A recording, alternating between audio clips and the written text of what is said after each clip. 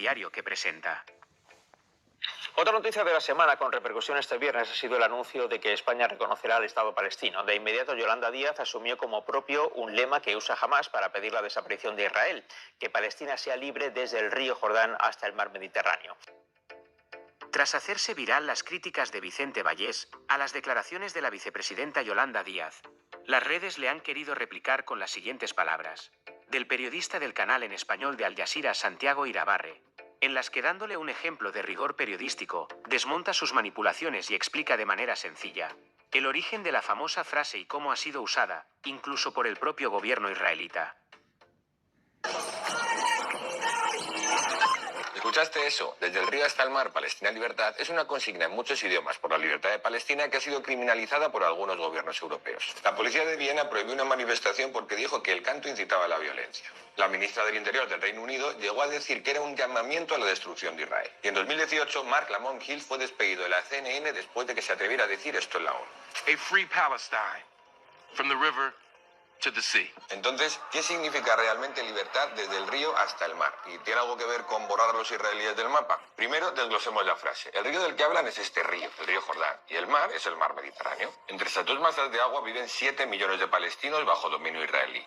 Toda esa tierra era la Palestina histórica, y ahora todo ese territorio está controlado por Israel. Aquí una ayuda inesperada para explicarlo del ex primer ministro israelí, Ehud Barak, que dijo esto en 2010.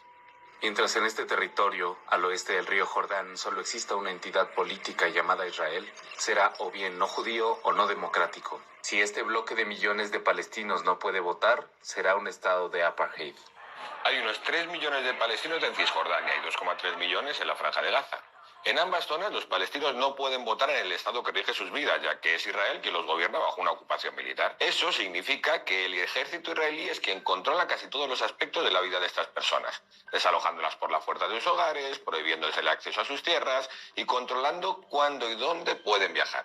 A veces ni siquiera se les permite ir a la ciudad vecina. Y por otro lado, hay otro 1.600.000 palestinos que viven en lo que hoy es Israel. Y aunque muchos de ellos tienen pasaporte israelí y pueden votar, no gozan de los mismos derechos que el resto de los israelíes. Según grupos de derechos humanos israelíes e internacionales y expertos en la ONU, los palestinos de Cisjordania, Gaza e Israel viven bajo un sistema de apartheid. Eso significa que viven bajo un sistema que los discrimina por el mero hecho de haber nacido palestinos. Un pueblo que ha sido desalojado a la fuerza de estar en su tierra para dejar paso al Estado de Israel.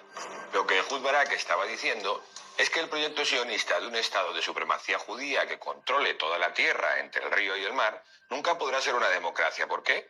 Porque si en el Estado de apartheid que Israel ha creado, esos 7 millones de palestinos que viven bajo dominio israelí obtuvieran igualdad de derechos y de votos, entonces se acabaría democráticamente con el sistema supremacista judío de Israel. Desde el río hasta el mar, Palestina libertad no es un ataque a los judíos y menos aún un llamamiento a destruir el Estado de Israel. Es una denuncia al apartheid, un reclamo por la igualdad de los palestinos en sus derechos humanos más básicos, vivan donde vivan en este trozo de tierra controlado por Israel entre el río y el mar.